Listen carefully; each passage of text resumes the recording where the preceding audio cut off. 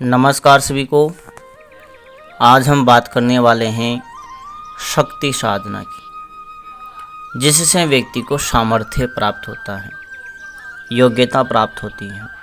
आज उसी शक्ति साधना की हम बात करने वाले हैं। शक्ति साधना से व्यक्ति में अलौकिक शक्ति का जागरण होता है। व्यक्ति सामान्य इंसान से थोड़ा ऊपर उठ जाता है। शक्ति साधना करने के बाद व्यक्ति कैसी भी साधना करे, वह सिद्ध हो या ना हो, लेकिन उसमें अनुभव होंगे ही होंगे, क्योंकि आपने शक्ति साधना कर ली है। आपका शरीर और सूक्ष्म शरीर जागृत हो गया है। आप में आत्म जागृति आ गई है। शक्ति साधना से समस्त आयाम खुल जाते हैं। भले फिर आप उन आयामों से जुड़े या ना जुड़े, इससे कोई फर्क नहीं पड़ता है, लेकिन आपके लिए सब आयामों के दरवाजे खुल जाते हैं। साधक का शरीर और आत्म तत्व जागृत हो जाता है। शक्ति साधना से यह होता है। शक्ति साधना से व्यक्ति को साधना की कुंजी प्राप्त हो जाती है। अब वो किसी भी साधना को करे, उससे वो जुड़ ही जाता है। उसके जितने भी अनुभव हैं उसे प्राप्त हो जाते हैं। और कोई साधना करता है तो उस साधना की अवधि को कम ज़्यादा भी वह कर सकता है। शक्ति साधना कर लेने के बाद किसी भी साधना को सिद्ध किया जा सकता है। शक्ति साधना करने से पूर्व 6 से 12 महीना शक्ति की आराधना करनी चाहिए। शक्ति के जिस भी मंत्र का जाप करना चाहते हैं, उस मंत्र का 6 महीने तक मानसिक जप करे, चलते फिरते करे, जब भी समय मिले तब उसका जप करते रहना चाहिए। जब व्यक्ति को निर्देश मिल जाए तो उसे वो साधना शुरू कर देनी चाहिए। अगर शक्ति साधना से मिलने वाले लाभों की बात की जाए तो जीवन में सफलता की प्राप्ति होती है। शरीर अष्टपुष्ट हो जाता है, निरोगी हो जाता है। अद्वितीय शक्तियों के दर्शन प्राप्त होते हैं।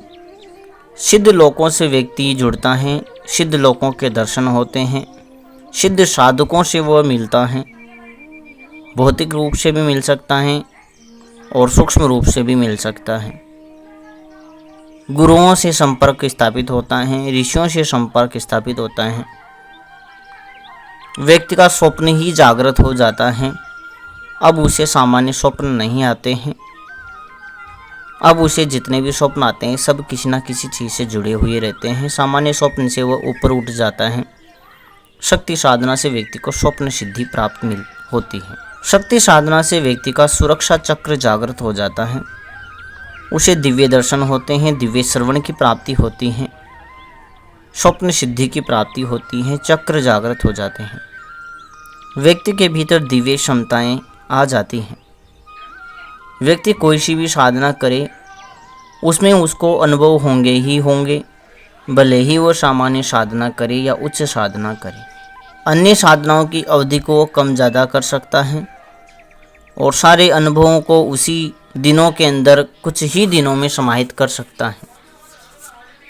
अगर कोई साधना 40 दिन की है तो उस 40 दिन में होने वाले समस्त अनुभवों को कुछ ही समय में वो अनुभव कर सकता है।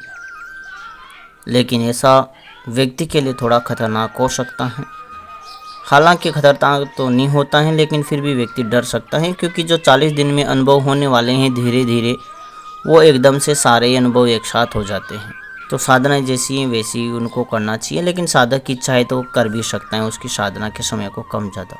शक्ति साधक चाहे तो अपनी साधना में होने वाले अनुभवों को रोक भी सकता है, बंद भी कर सकता है निर्देश देकर। फिर उसे उस साधना में कोई अनुभव नहीं होगा।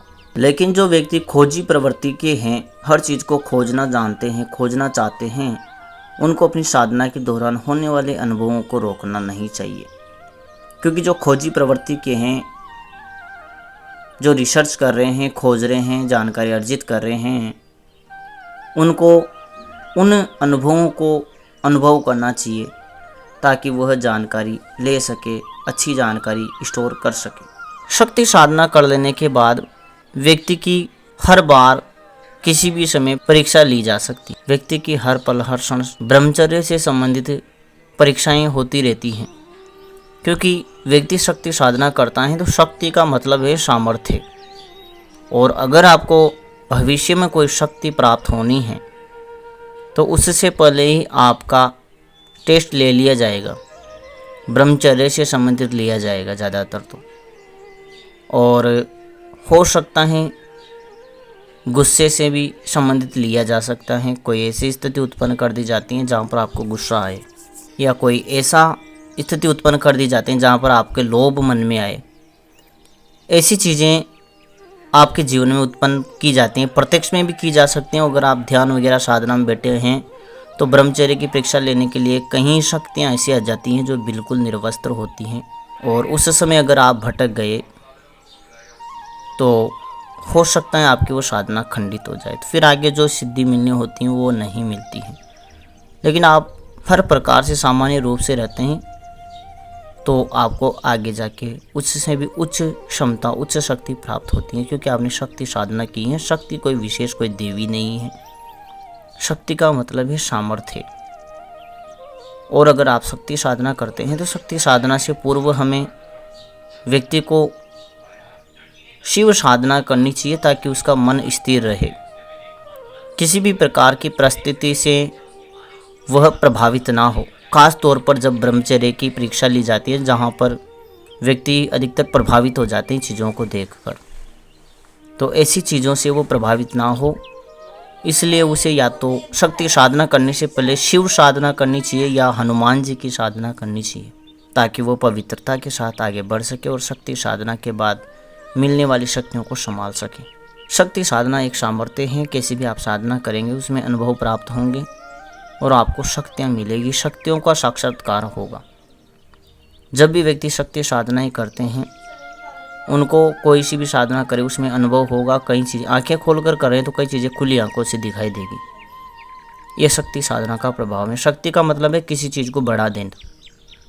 आप कोई साधना कर रहे हैं तो उसका जो फल है, उसकी आवृत्ति है, उसको आप बढ़ा देते हैं, तो वही चीज़ें आपको प्रत्यक्ष में दिखना शुरू हो जाती है।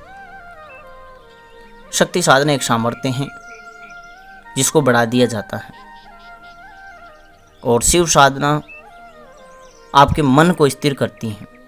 शिव साधना में ज़्यादा परीक्षाएं नहीं ली जाती है, जहाँ तक अनुभव है वहाँ तक तो शिव साधना में आपकी परीक्षाएं नहीं ली जाती है, लेकिन शक्ति साधना में बहुत ज़्यादा परीक्षाएं ली जाती हैं, और ज़्यादातर ब्रह्मचर्य से संबंधित परीक्षाएं ली जाती हैं, जिनसे अगर व्यक्ति पार चला जाता है या उनसे प्रभावित नहीं होता है तो उन्हें आगे बहुत सारी शक्तियाँ भी प्राप्त होती हैं। जो ऋषि मुनियों में पहले शक्तियाँ थी वैसी शक्तियाँ व्यक्तियों को प्राप्त होती हैं अगर ब्रह्मचर्य से वो आगे निकल जाते हैं। और अगर आप सीधे ही शक्ति साधना करते हैं तो होना हो आप उस परीक्षा में फेल होने वाले हैं, इसलिए शिव साधना करना आवश्यक है, या हनुमान जी की कोई साधना कर लेनी चाहिए जिससे हमारा ब्रह्मचर्य मजबूत हो। ऐसी साधनाएं पहले शक्ति साधना से पूर्व कर लेनी चाहिए, ताकि शक्ति साधना में जब हमारी परीक्षाएं ली जाए आगे शक्ति देने के लिए, क्योंकि बड़ी कोई पद्धति देने के लिए, कोई बड़ा पद व्यक्ति को देने से पूर्व उसकी धैर्य की भी परीक्षा ली जाती है, उसके काम क्रोध लोभ की परीक्षा ली जाती है। ये आंशिक रूप से भी होती हैं और प्रत्यक्ष रूप से भी होती हैं। और कई बार अगर आप साधनाएं नहीं कर रहे हैं, उस दौरान कोई ऐसी शक्तियाँ नहीं आती हैं जो वस्त्र ना पहन रखी हो, तो भौतिक जीवन में आपके जीवन में कोई ना कोई ऐसी स्त्री प्रकट कर देंगे, या एक ऐसी स्त्री आपसे जोड़ देंगे जहाँ पर आप हो सकता है भटक जाए, क्योंकि आपको पता है कि साधनाओं में तो ये चीज़ें आ सकती हैं, तो उनसे तो व्यक्ति बच ही जाता है। आंखें नहीं खोलता है तो बच ही जाता है, क्योंकि आंखें बंद हैं तो दिखाई देती नहीं है, अंतःप्रज्ञा दिखाई दे रही हैं तो वो एक प्रकार से कल्पना जैसी लगती है, लेकिन जब वो आपको छूती है तो फिर लगता है कि वास्तव में है। लेकिन आप आंखें नहीं खोलते तो उसका स्वरूप को खुली आंखों से नहीं देखते हैं तो भटकते नहीं हैं। तो आज हम उसी शक्ति साधना की बात कर रहे हैं। शक्ति का संबंध किसी देवी वगैरह से नहीं है, शक्ति का संबंध शक्ति से है, सामर्थ्य से है, योग्यता से है, क्षमता से है। जहाँ पर जैसी क्षमता है वैसी ही व्यक्ति को शक्ति मिलती है। और शक्ति साधना करने से पूर्व उसके मंत्रों का 6 से 12 महीने तक जप करना चाहिए। तभी आप हर चीज़ को अपने शरीर में स्थापित कर पाएंगे, अपने सूक्ष्म शरीर को जागृत कर पाएंगे। शक्ति साधना एक मात्र स्वरूपा शक्ति है, कभी भी किसी साधक का नुकसान नहीं करती हैं। हाँ, अगर व्यक्ति शक्ति से संबंधित ऐसी साधनाएं करता है जो निम्न कोटि की साधनाएं हैं, तो उसमें हो सकता है नुकसान व्यक्ति का हो, लेकिन कोई भौतिक रूप से नुकसान होता नहीं है। सिद्धियों से संबंधित नुकसान ज़्यादा होता है, सिद्धियां खो जाती हैं व्यक्ति की। तो हमने अभी शक्ति साधना की बात की है, जिससे व्यक्ति का शरीर और आत्म तत्व जागृत हो जाता है। व्यक्ति का आत्मबल, आत्मशक्ति, आत्म जागृति बढ़ जाती है, जिससे व्यक्ति कई बार ऐसी चीज़ों को अनुभव कर देता है जो सामान्य व्यक्ति अनुभव नहीं कर पाता है। शक्ति का संबंध सीधा चैतन्यता से है। व्यक्ति में चैतन्यता आ जाती है। किसी ने दूर से आवाज़ भी लगाई तो उसको भी वो देखेगा। किसी ने कुछ बोला तो उससे भी उसके मन में कुछ ना कुछ तो उत्पन्न होगा ही सही, क्योंकि ये चैतन्यता है, शून्यता नहीं है। शिव साधना से अनावश्यक चीज़ों की ओर ध्यान नहीं जाता है, जबकि शक्ति साधना से अनावश्यक चीज़ों की ओर भी ध्यान जाता है। किसी ने कुछ पूछा तो उसका भी आप जवाब देंगे, भले कैसा भी सवाल पूछे। लेकिन शिव साधना से ऐसा नहीं होता है। जो आवश्यक होता है उसी का जवाब देता है व्यक्ति। ये शिव साधना का प्रभाव है। अगर व्यक्ति शक्ति साधना ही करता है और शिव साधना नहीं करता है, तो व्यक्ति ने कुछ गलत भी बोल दिया तो उस पर भी वो गुस्सा हो जाएगा। जबकि अगर वो शिव साधना करता है तो व्यक्ति ने कुछ बोल दिया तो वो ऐसे ही उसको छोड़ देगा, चलो कहने दो, उसकी अपनी बुद्धि है, उसके हिसाब से उसने कहा है, मैं क्यों उसके ऊपर रिप्लाई करूं या कुछ बोलूं। जबकि शक्ति साधना में ऐसा नहीं होता है। शक्ति साधना में आप रिप्लाई देते हैं, व्यक्ति को गुस्सा तक आ सकता है। ये शक्ति साधना का प्रभाव है, क्योंकि शक्ति है ना, शक्ति का मतलब ही यही है, अतिरिक्त योग्यता, क्षमता, चैतन्यता। और चैतन्यता तो वो होती है कि कोई हल्की सी कील भी नीचे गिरेगी ज़मीन पे तो उसको भी आप देखेंगे। ये शक्ति साधना का प्रभाव है। जबकि शिव साधना में कोई कील भी गिरी तो आप ध्यान ही नहीं देंगे, कील ही तो गिरी होगी, क्या उससे हमें क्या मतलब। शक्ति साधना से व्यक्ति वर्तमान में ज़्यादा ध्यान देता है, जबकि शिव साधना से वर्तमान के साथ ही भविष्य पर भी ध्यान दिया जाता है। भविष्य के आधार पर वर्तमान में निर्णय लिया जाता है, जबकि शक्ति साधना में वर्तमान के आधार पर भविष्य का निर्णय किया जाता है। शिव साधना से व्यक्ति को सुख, शांति और स्वास्थ्य की प्राप्ति होती है, जबकि शक्ति साधना से व्यक्ति को चैतन्यता, शक्ति और ममत्व प्राप्त होता है, जिसको ममता कहा जाता है।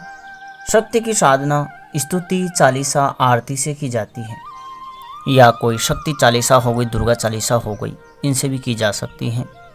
लेकिन ज़्यादातर मामलों में या तो ये भी बोल सकते हैं कि या देवी सर्वभूतेषु शक्ति रूपेण संस्थिता नमस्तस्यै नमस्तस्यै नमस्तस्यै नमो नमः, या इसमें ही मातृ रूपेण भी बोल सकते हैं, या फिर ऐसे भी बोल सकते हैं जयंती मंगला काली भद्रकाली कपालिनी दुर्गा क्षमा शिवा धात्री स्वाहा सुधा नमोस्तुते, या फिर सर्वमंगल मांगल्ये शिवे सर्वार्थ साधिके शरण्ये त्र्यंबके गौरी नारायणी नमोस्तुते, या फिर देहि सौभाग्यम आरोग्यम देहि देहि में परमम सुखम रूपम देहि जयम देहि यशो देहि दिशो जहि, इनका भी उपयोग किया जा सकता है।